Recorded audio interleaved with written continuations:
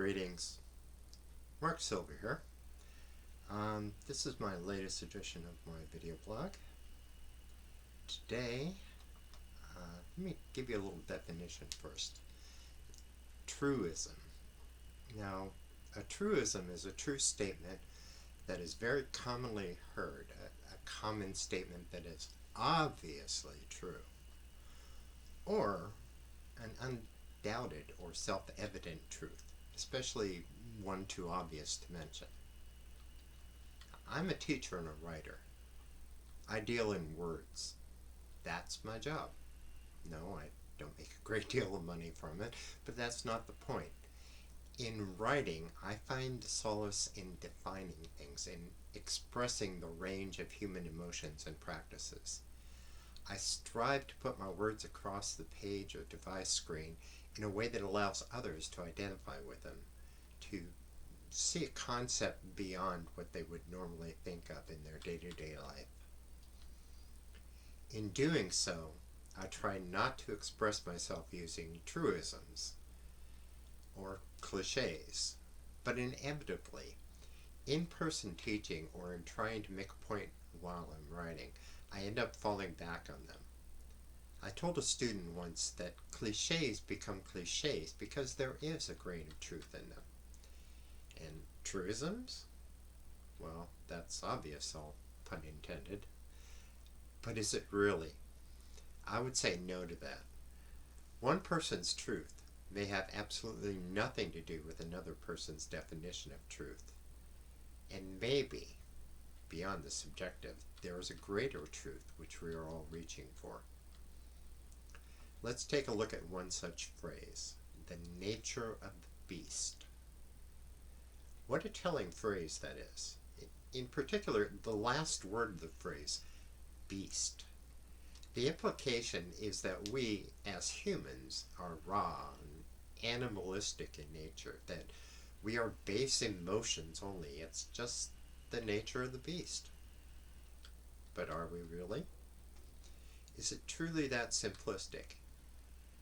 Throughout history, philosophers and teachers, most of whom were far better spoken than myself, have tried to point out that there is a pure purpose for humanity, a higher form of existence that we are always striving for.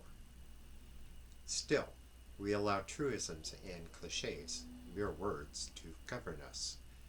We allow ourselves to be held back by them. That's just the way it is. Really? Do you honestly believe that we can't do better and be better as human beings? If so, then we may as well give up now. Roll over and surrender.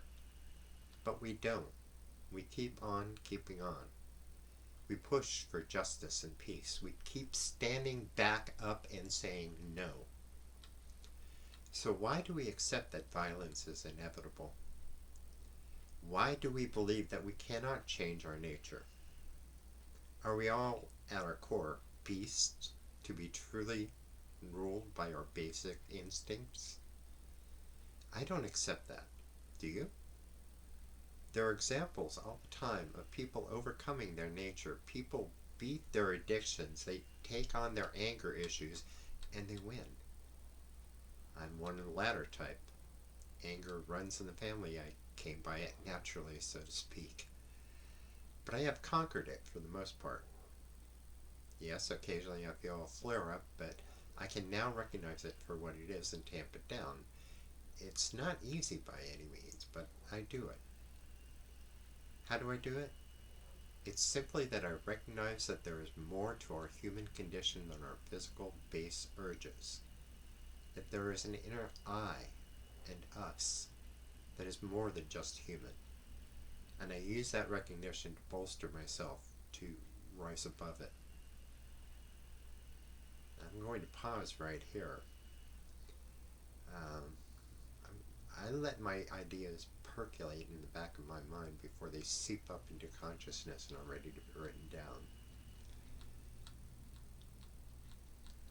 So, in the meantime, why not take these thoughts into yourselves and let them simmer in the back of your mind? Think about it. Are we just beasts? Is it just human nature? consider it. Till the next time, bright blessings. Mark Silver out. For now.